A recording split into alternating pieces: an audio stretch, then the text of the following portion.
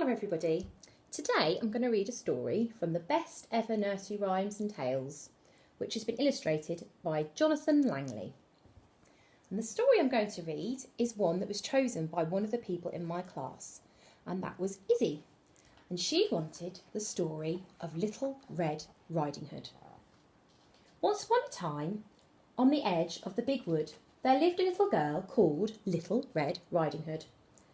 Her real name was Brenda, but she was always known as Little Red Riding Hood because this is what her mother called her when she was a baby. Brenda used to wear a red bonnet when she went out for a ride in her pram, and she still wears it now. There she is when she was a baby. One day, Little Red Riding Hood was playing out in the sunshine when her mother called her. "I want you to go over to Grandma's house with some groceries. Grandma's not very well and she hasn't been able to get out to the shops." "Do I have to?" said Little Red Riding Hood with a glum face. "Yes, you do," said Mum. "Now go and wash your face." Mum packed the groceries into a basket while Little Red Riding Hood did as she was told. When the basket was ready, Mum looked at Little Red Riding Hood very seriously. "Now, I want you to be sensible," she said. "Go straight through the wood to Grandma's house. Don't mess about. Stay on the path and don't talk to any strangers." Do you think she's going to talk to any strangers? We'll have to wait and see. She kissed Little Red Riding Hood on top of her head, handed her the basket of groceries and pushed her out of the door. Little Red Riding Hood scowled and stomped off down the path into the wood. Little Red Riding Hood hadn't been walking far when she heard a rustling in the trees. Then she heard a deep, silky voice calling, little girl, can you spare a minute?" Little Red Riding Hood was curious and strayed off the path to see where the voice was coming from. It seemed to come from the dark shadows behind the trees.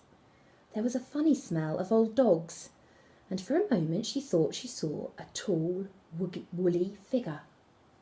Who do you think it might be? She remembered what her mum had said, but the voice seemed quite friendly. "What do you want?" said Little Red Riding Hood boldly. "Where are you going, little girl?" said the voice. "I'm going to Grandma's house. She's not well and I'm taking her some groceries," said Little Red Riding Hood. "How kind," said the voice. "What a good girl you must be. And where does your poor grandmother live?" Little Red Riding Hood smiled angelically and replied in her sweetest voice, "She lives at the far side of the wood next to the pond." "What a pleasant place to live," said the soft voice. "But you mustn't keep the old lady waiting. Off you go, dear." Little Red Riding Hood waved and continued on to Grandma's house. When Little Red Riding Hood was out of sight, the tall woolly figure stepped out of the shadows and smiled a big sharp-toothed smile. The silky voice belonged to a wolf. He was hungry and wanted to eat Little Red Riding Hood, but he was also clever. He was too near the little girl's house and her mother might hear her scream. If he took the shortcut through the trees, he thought, he could arrive at Grandma's house before Little Red Riding Hood, and then he could eat the tasty little girl and her fat old grandmother. Licking his lips, he raced off into the dark wood. When the wolf reached Grandma's house, he sneaked around the back and peeked in through the kitchen window. Grandma was making a pot of tea.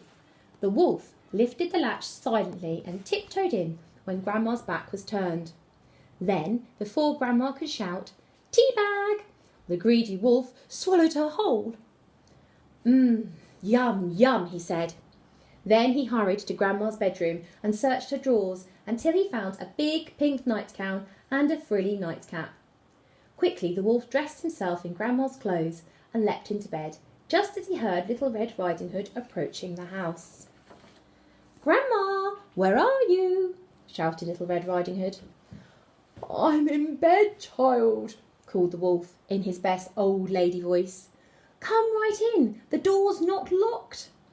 Little Red Riding Hood opened the back door and stepped into the kitchen. There was a funny smell, which was different from Grandma's smell, and the teapot lay broken on the floor.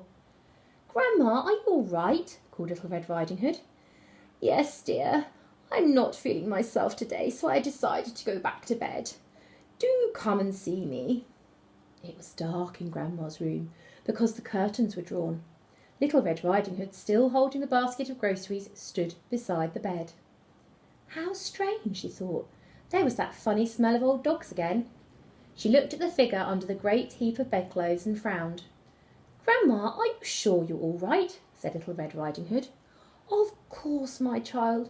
I'm just a bit under the weather," said the wolf. Little Red Riding Hood thought Grandma's voice sounded strange, but she did have a bad cold. Then she noticed Grandma's ears. "Grandma, what big ears you have!" "All the better to hear you with, my dear," said the wolf. Then Little Red Riding Hood noticed Grandma's gleaming eyes. "Grandma, what big eyes you have!" "All the better to see you with, my dear," said the wolf. Then, as Little Red Riding Hood's eyes became accustomed to the dim light, she noticed Grandma's pointy nose and shining teeth. "Grandma, what big teeth you have!" At this the wolf leapt up and growled, "All the better to eat you with, my dear." The wolf's jaws were all around her, but quick as a flash, Little Red Riding Hood swung the shopping basket and hit the wolf squarely on the nose. He yelped and fell back. At that moment the door burst open, and there stood Mum with Grandma's frying pan in her hand. She lifted it high above her head, then brought it down with a clang on the wicked wolf's head. He did not move again. Little Red Riding Hood ran to her mother, who hugged her tight. "Mum, why are you here?" she said. "I had a funny feeling in my bones," said Mum, "so I decided to come and see how Grandma was for myself." "Where is she?" There was a muffled cry from where the wolf was lying, and something was moving in the wolf's tummy. "Quick, Little Red Riding Hood, get the scissors," said Mum. With a snip, snip, snip, Mum cut open the wolf's tummy, and out spilled an angry Grandma. She was shaken, but luckily not harmed in any way. "I'm going to teach that wolf a lesson," said Grandma. "Fetch me my sewing basket, Little Red Riding Hood." Grandma worked quickly. From under the kitchen sink she pulled a sack of onions. She stuffed them all into the wolf's tummy, then, with her best embroidery stitches, sewed up the woolly beast's belly. Then Grandma, Mum and Little Red Riding Hood together rolled the sleeping wolf across the floor and out of the door. Grandma slammed the door shut. "Put the kettle on, Little Red Riding Hood. What we need now is a cup of tea," said Grandma, who was feeling much better. When the wolf woke up, he felt terrible. His head hurt and his tummy felt as though it was on fire. "Oh," he said to himself, "I'll never eat another Grandma again."